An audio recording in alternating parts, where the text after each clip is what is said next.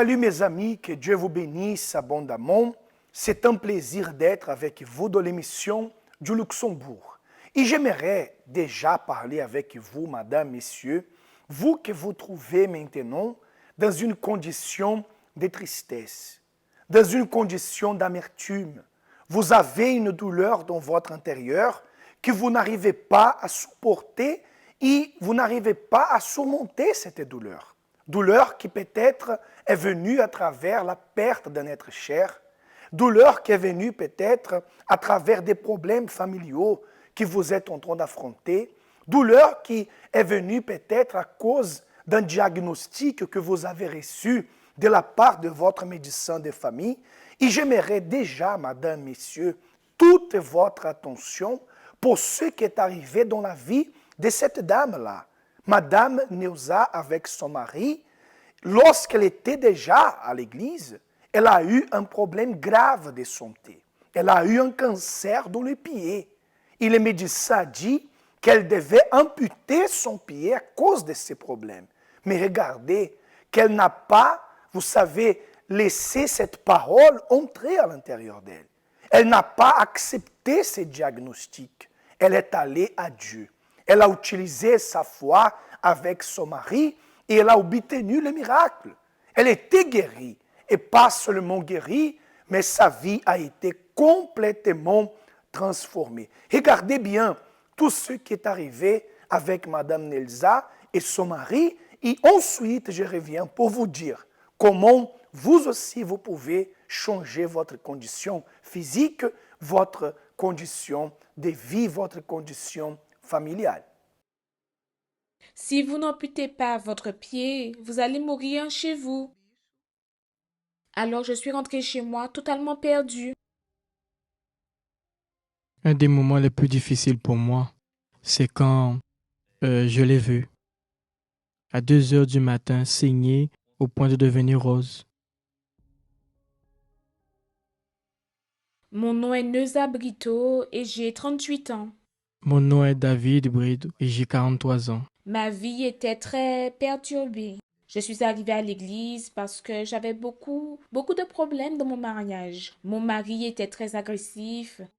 Il sortait le vendredi et il arrivait le dimanche le soir. Malheureusement, j'avais un mauvais caractère. Je ne savais pas ce qu'était une famille. Je n'avais pas de respect pour mon épouse.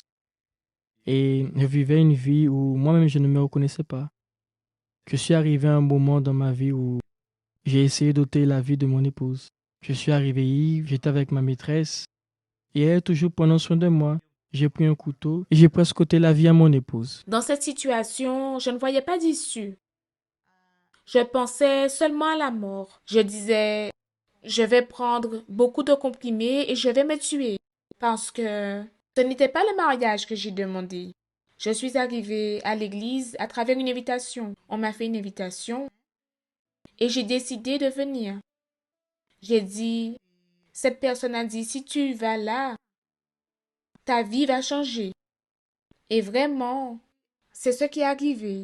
Dès le moment où j'ai mis mon pied dans l'église, parce que j'ai senti une paix tellement grande que je n'avais jamais sentie de ma vie.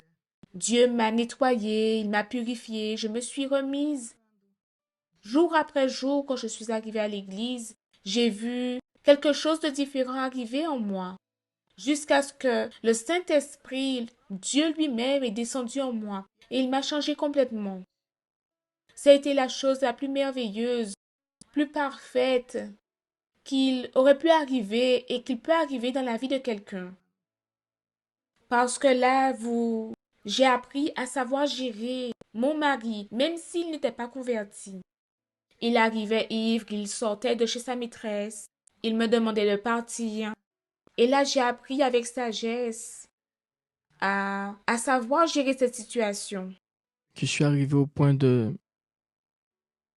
lui demander de m'aider parce que j'avais déjà vu le changement en elle. J'ai vu le changement en elle. Et j'ai dit, aide-moi car je n'ai plus d'équilibre dans ma vie. Parce que aujourd'hui, j'aurais pu être en prison ou mort. Vu tout ce que j'ai vécu, j'ai grandi dans un foyer. et avec un père agressif, alcoolique. Je suis devenu la même chose. Mais je lui ai demandé de m'aider. Elle a dit qu'elle m'emmenait à un endroit où elle a eu un changement, la transformation dans son intérieur, j'ai vu. Parce qu'elle prenait soin de moi, même si j'étais agressive, même en étant un homme sans caractère. Elle a commencé à prendre soin de moi, m'orienter. Je suis venu à l'église. Et là, j'ai vu la différence en tout. Dans tout ce que j'entendais, je voyais la différence. Je me suis remis à Dieu. Je me suis baptisé dans les eaux. J'ai pris la décision que je ne serai plus jamais le même homme. J'ai reçu le Saint-Esprit. Je savais qu'il existait. Et aujourd'hui, je sais qu'un homme et une femme qui reçoivent le Saint-Esprit ont une vie totalement différente. Son intérieur est un autre.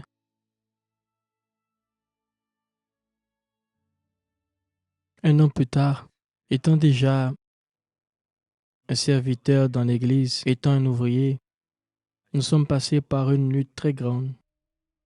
Car mon épouse a fait un examen de routine et ils ont découvert une tumeur maligne. Il n'y a aucun espoir. Le médecin a dit qu'il n'y avait pas de guérison, pas de solution pour sa vie. Et là, elle m'a dit que je devais me faire amputer le pied. Mais j'ai insisté avec elle. Faites la chimiothérapie, mais elle a dit même cela, ça ne fera rien pour vous.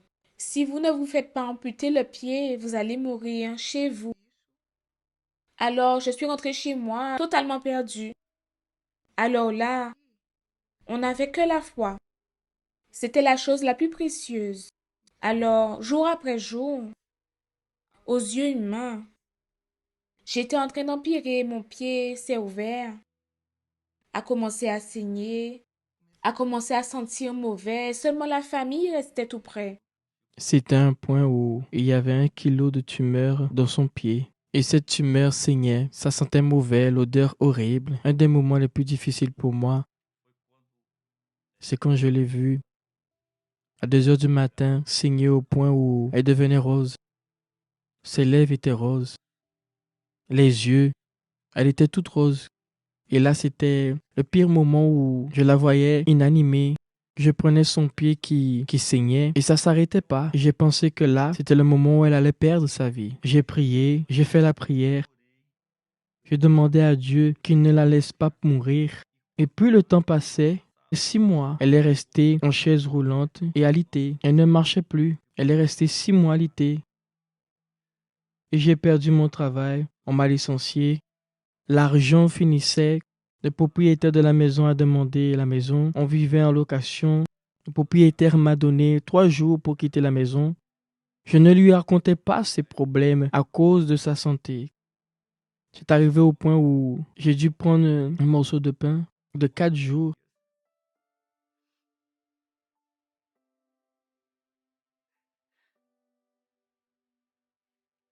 et de lui donner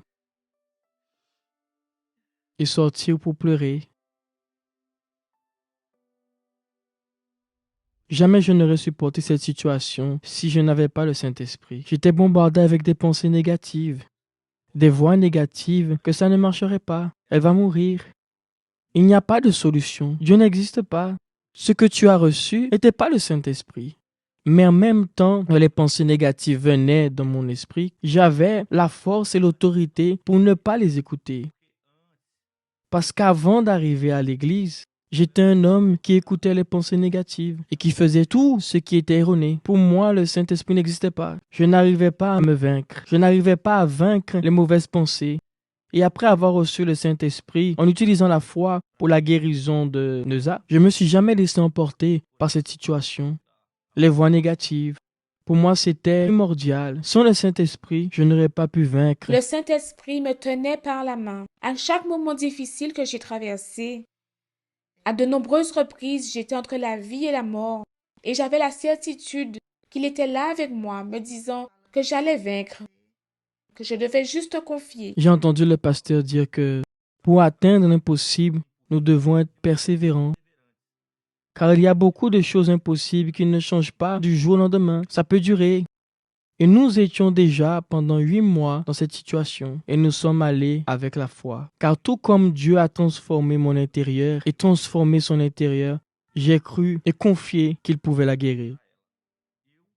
J'ai vu le changement, j'avais la certitude qu'elle serait guérie. La tumeur d'1 kilo a commencé à se nécroser, des morceaux tombaient. Le médecin ne comprenait pas pourquoi, car jusqu'à là, la chimiothérapie ne donnait aucun résultat. Et quand ça a commencé à nécroser, le médecin nous a appelés et a dit « Nous devons extraire cette tumeur externe car elle se nécrose et pourrit. Alors on doit enlever la partie externe. » Mais le médecin a dit que la partie interne, il n'y a pas de moyen de l'enlever car le cancer est dans les tendons, dans les os et tout son pied. Mais peu de temps après, elle a fait un examen complet et il n'y avait plus rien. Son pied était complètement propre. Nous avons tous les examens.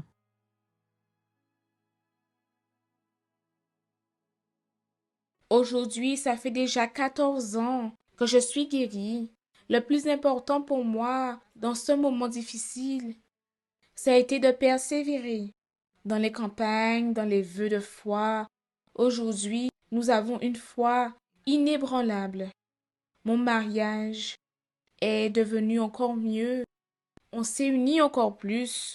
Je suis un homme rempli du Saint-Esprit. J'ai reçu la présence de Dieu. Mais aujourd'hui, ma communion est différente. Cet homme qui était sans emploi aujourd'hui, j'ai ouvert mon entreprise. Même moi, je n'ai pas compris comment j'ai pu ouvrir une entreprise sans rien connaître. Aujourd'hui, je travaille dans la réfrigération commerciale. Aujourd'hui, je travaille à mon compte. On vivait en location. Aujourd'hui, on a une maison merveilleuse. On a un terrain. Aujourd'hui, on a une voiture. Aujourd'hui, on peut aller dans des restaurants meilleurs. On peut seulement remercier Dieu. Parce que tout ce qu'il a fait, avant, je ne savais rien administrer. J'étais un homme sans responsabilité. Aujourd'hui, j'ai des investissements. Aujourd'hui, Dieu nous a donné le meilleur. Tout à travers de quoi? Parce que nous avons planté sur l'autel. Quand je vois quelqu'un malade, je veux que cette personne connaisse le Dieu de la guérison, de la transformation. Alors la personne, elle peut avoir des richesses, elle peut avoir tout, mais si elle n'a pas le Saint-Esprit, elle n'a rien. Et celui qui a le Saint-Esprit arrive à vaincre n'importe quelle situation. Moi, dans ma manière de penser, je me dis que sans le Saint-Esprit, il n'y a pas de vie. Il n'y a pas de vie sans le Saint-Esprit. Mon conseil pour celui qui passe par un désert, c'est de ne pas regarder en arrière, mais regarder en avant, persévérer, ne pas désister, parce que nous sommes en train de servir le Dieu de l'impossible. Et s'il a fait dans ma vie, il va faire aussi dans votre vie.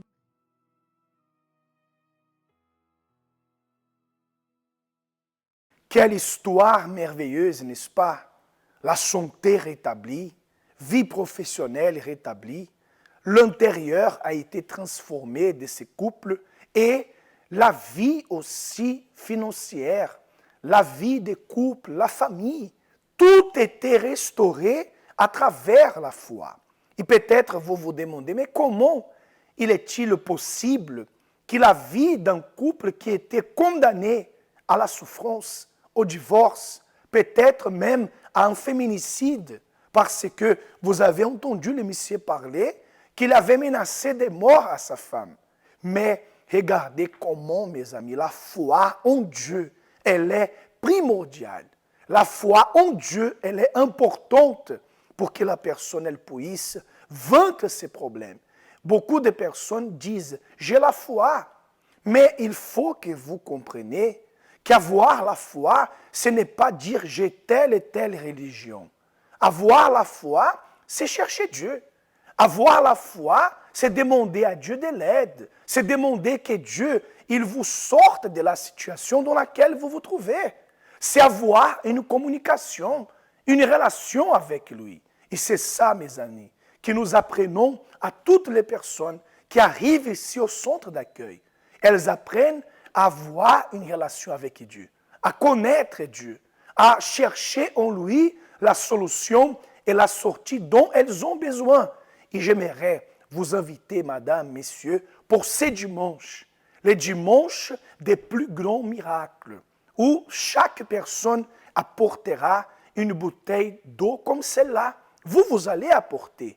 Et nous allons consacrer cette bouteille d'eau et on va déterminer que Dieu, il va faire des miracles dans votre vie, il va transformer votre situation. On va regarder encore un résultat. Après ces résultats, je reviens pour vous dire l'horaire et aussi l'adresse où vous pouvez participer. Bonjour, je m'appelle Léonie. Avant d'arriver au centre d'accueil, j'étais une femme battue, malade, dépressive. Et puis c'est comme ça, je suis arrivée au centre d'accueil et j'ai rencontré les semeurs à travers les deux évangélistes qui m'ont invité au centre d'accueil. Et lorsque je suis arrivée au centre d'accueil, pour la première fois, je me suis dirigée vers le pasteur. J'ai expliqué ma situation et je faisais les chaînes de prières. Je suis venue, comme j'étais malade, je suis venue le mardi. Le mercredi, je venais pour ma vie spirituelle. Et vendredi, je suis venue pour ma délivrance. Au fur et à mesure, je commençais à délivrer de tous ces maladies qui étaient à l'intérieur de moi. Ensuite, j'avais un problème de santé. J'avais les deux reins qui ne fonctionnaient pas. Les deux reins s'étaient séchés. J'étais sous dialyse. J'avais l'hypertension. J'étais opérée la parathyroïde. J'ai dit, Seigneur, je ne peux pas rester dans cette situation. Et j'ai participé avec cette prière. Et sous 2 jours après, et on m'a appelé pour me donner un rein. Et depuis 2008, j'ai été greffé un rein. Et jusqu'à aujourd'hui, grâce à Dieu, merci, mon rein fonctionne bien. Et la tension artérielle, j'ai plus de tension artérielle. Et j'ai été bénie par Dieu. Dans ma vie sentimentale, il y a plein de choses qui n'allaient pas. J'étais mariée la première fois. J'étais une femme battue. J'étais une femme vraiment délaissée, humiliée. Et après, j'ai pris une décision de divorcer avec mon premier mari.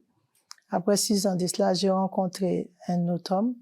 Je me suis mis avec lui. C'était encore pire que les premiers maris que j'ai rencontrés. Il m'humiliait, il me battait. Et puis, je voulais pas le pardonner. Les pardons, c'est quand j'ai rencontré le Seigneur, je voulais pas le pardonner. Parce que les pardons pour moi, c'est lui qui m'avait fait. J'ai vécu mal avec lui, je ne devais pas pardonner. Et puis aujourd'hui, j'ai pris une décision avec Dieu de pardonner cette personne. Parce que la maladie que j'avais à l'intérieur de moi, c'était très très fort. Et puis au retour, Dieu, il m'a donné les pardons. Il m'a libéré de toutes ces maladies qui étaient à l'intérieur de moi. Et le plus meilleur cadeau que Dieu m'a fait, c'est son esprit, le baptême du Saint-Esprit. Aujourd'hui, je suis libre, je suis heureuse dans tout. Malgré il y a des soucis, il y a des complications, mais Dieu, il me donne la force de surpasser, de surmonter avec son esprit. Avant, je marchais tête baissée. Aujourd'hui, avec Dieu, je marche tête haute.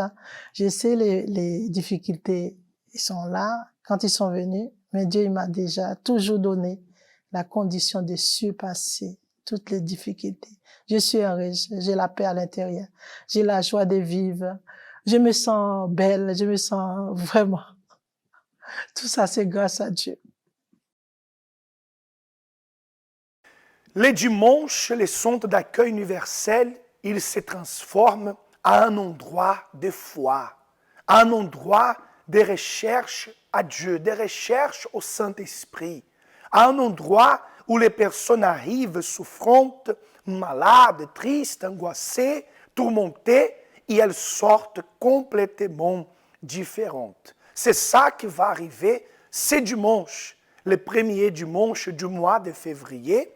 Je vous invite à tous à être là. Préparez votre bouteille d'eau. Faites votre pas. Ne venez pas chercher une religion, une église. Venez chercher, connaître les dieux de la Bible. Les dieux qui a opéré des choses extraordinaires dans le passé et qui va opérer aussi des choses extraordinaires dans votre vie. Est-ce que vous croyez? Alors, ce dimanche, vous pouvez être avec nous, soit à 8 heures du matin, la première réunion, la réunion des prémices, ou à 10 heures du matin, la concentration de foi et de miracles. À 10 heures du matin, notre adresse, le 6 avenue Marie-Thérèse, face du pont Adolphe, à côté de l'arrêt des trams d'Amilius, au centre-ville du Luxembourg. Pour plus d'informations, vous pouvez appeler les plus 352 661 483 761. Madame, Messieurs, notre mission arrive à la fin. Que Dieu vous bénisse abondamment.